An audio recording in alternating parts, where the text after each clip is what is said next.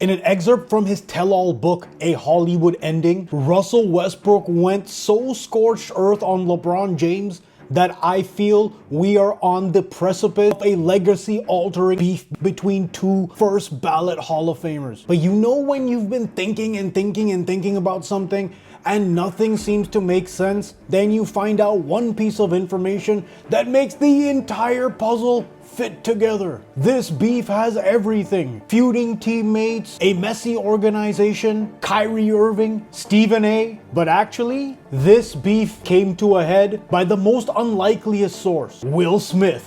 What?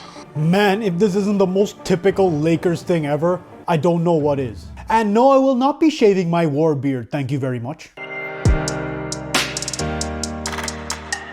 When Russell Westbrook was signed with the LA Lakers in 2021, the NBA world groaned because this was LeBron cakewalking his way to another championship, or so they thought. Instead, what happened was 2021 was such an unmitigated disaster that, according to the sources in this book, once the 2022 season came around, things were already toxic, and LeBron and Westbrook were literally like a divorced couple sleeping on two sides of the bed. What? Or in this case, at a summer league game being on two separate sides of the gym. Legit. Unfortunately, at this time, it was the same time when Kyrie Irving had asked for a trade from the Brooklyn Nets because he was going through some BS there. And so it was like one of those unknown secrets that LeBron was vocally asking for Kyrie to be reunited with him. But of course, the Lakers had no interest in taking on Kyrie at the time. And sadly, more importantly, the Brooklyn Nets had zero desire to take Westbrook because at that time he was still on his max contract. So on the court, things were not going well. But then off the court is where things took a turn for the worse, and I don't believe they can come back because Russell Westbrook is on record saying he got tired of LeBron being fake. Considering the difficulties of last season, do you think Russell Westbrook can make his game work here? Can he adjust it? Can he be part of this?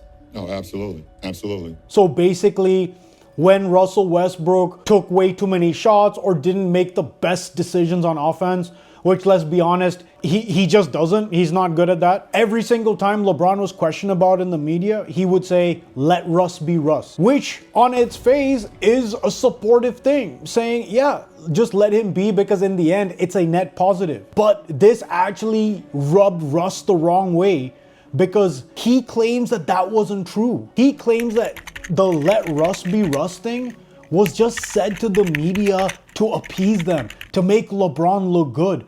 But behind the scenes, that wasn't the case. And if you think about the tenure of Westbrook in LA, this makes so much sense. It's like a penny dropping.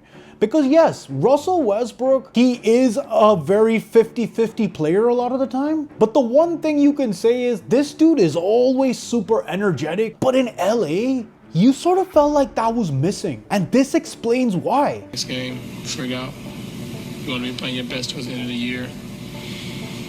But here's the thing though, I'm not just saying it makes sense from Westbrook's side, which it does, but from LeBron's side too. How can you really blame him? Your main goal is to win another title. You get this guy thinking he's gonna help you win a title. You play with him for a year, you see that it's just an unmitigated disaster. You know it's not going anywhere.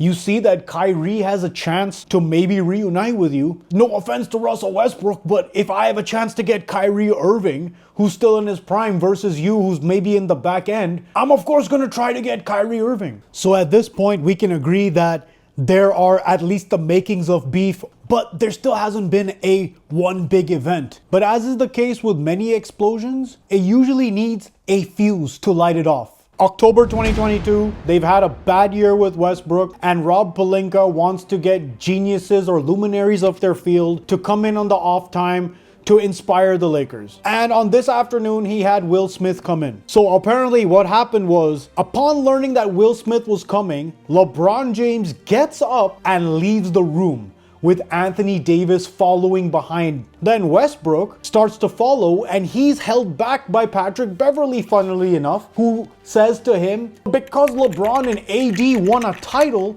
they can do whatever they want. Now let's pause for a sec. Tell me if you think by any stretch of any imagination that is a positive team building environment to work under. And if that's true, it's a bad look on LeBron James. And it's for one very simple reason.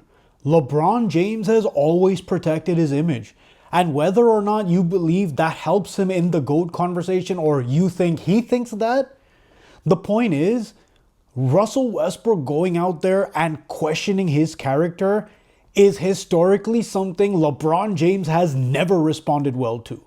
LeBron and Davis caused such a huge stir that Darvin Ham, the coach at the time, went and got them back. What's strange here is, then with Will Smith entering the room, apparently LeBron James did his whole dominating the conversation thing and started peppering him with questions. And supposedly the whole time Russell Westbrook was sat in the corner seething. According to sources, Westbrook said at that point he was done and he was sick of all the fake shit. But now if we layer it into the bigger story that has been dominating this offseason, with teams waiting till the 11th hour to sign Russell Westbrook, and then LeBron's famed nemesis Stephen A getting on the horn and saying that LeBron has been behind the scenes trying to not get him paid as well. And here's where I'm gonna do y'all a favor and cut through the bullshit. Look, maybe LeBron might have been behind Westbrook not re-signing with the Lakers, but let's stop assigning crazy power to an NBA player. Russell Westbrook did not get signed until the 11th hour because of Russell Westbrook. Look, if his last team was the Lakers and then he doesn't get signed, that's one thing. The dude has been on multiple teams since the Lakers, and guess what? Each team has given up on him because they tried to let Russ be Russ and it didn't work. Even the Denver Nuggets didn't want to re-sign him and his role was minimal. So guess what? As fun as it is to blame LeBron James for everything, we can't blame him for this one. The other part of Stephen A saying this, I get Stephen A's beef. I do. I think the way LeBron approached him was wrong. And it was big bully mentality. Agreed. But at the same time, to insinuate that LeBron could have gone behind your back at ESPN to get you fired? Bro, even if that may be true, it's still not LeBron's fault, because how come one guy is able to control everyone else? Is everyone else lacking free will? Is everyone else a puppet? So while I believe that this beef is just starting to marinate, we also need to draw some parameters around it. Like LeBron James, while he looks like Thanos, he isn't actually him, guys.